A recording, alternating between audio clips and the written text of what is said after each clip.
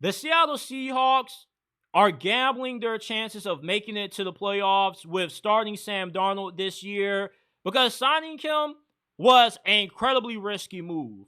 Last season, he played at an MVP level for the majority of it. He had 35 touchdowns and he had the best season of his career. And then he crashed back down to earth. And Minnesota's final two games and the regular season finale, they got blown out by Detroit. Then in the wild card round against the Rams, he was seeing ghosts. The offensive line didn't really do him too many favors. The Seahawks could be getting the version of Sam Darnold that we saw in the Vikings' last two games of this past season, where he looked like the version of Sam Darnold that we saw with the New York Jets. And when you go from a proven, consistent quarterback and Geno Smith that you knew every week was going to give you top 15 level quarterback play to Sam Darnold, where you're banking off a dude still being able to maintain the level of play, if not drop off too much from how well he played in Minnesota, it makes this signing a really risky one for Seattle. And how well Sam Darnold plays is going to make or break how good the Seahawks are going to be this year. The Seahawks make it to the playoffs this year, it's because Sam Darnold played well and he built off what he did in Minnesota. But if they struggle this year and they don't have a winning record and they're watching the playoffs in January from Cancun, it's because Sam Darnold completely imploded.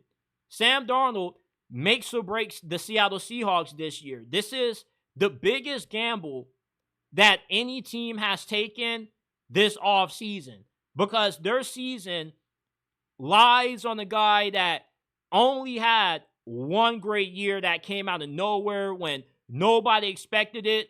And he had a great situation. He had Jay Jettas, Jordan Addison, one of the best offensive minds in the NFL right now, and Kevin O'Connell, and a really good defense that could bail him out when he had games when he made a bunch of mistakes, such as the Jaguars game, when he had 3 turnovers in that matchup. Seattle, they got a good defense, but they got a defensive-minded coach. So he is banking on the offensive coordinator that he hired to be able to continue to do what Sam Darnold thrived in with the Minnesota Vikings, and I think that's easier said than done. The Seahawks still have a questionable offensive line, and when Sam Darnold isn't protected, that's when he starts seeing Casper out there.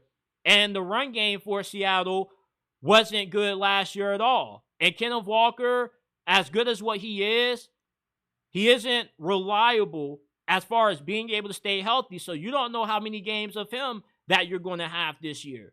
Then you got Cooper Kupp, which outside of JSN, if Cooper Kupp goes down with the injury, which there's a high possibility that happens because he has had injuries for 3 straight years in a row, then who else is going to step up for the Seahawks at wideout? Who else is Sam Darnold going to be throwing the ball to outside of JSN if you get another season full of injuries from Cooper Kupp? And even when Cooper Kupp is healthy, he's not the same receiver that he was 4 seasons ago when he was an All-Pro. You see, Cooper Kupp is one of those players that's living off name. When you hear the name Cooper Kupp, you think elite receiver. But if you look at the production, which has greatly declined over the last 3 seasons, you will see that he no longer is what he used to be and why the Rams were willing to move on from him. And he wanted to do everything to stay in LA.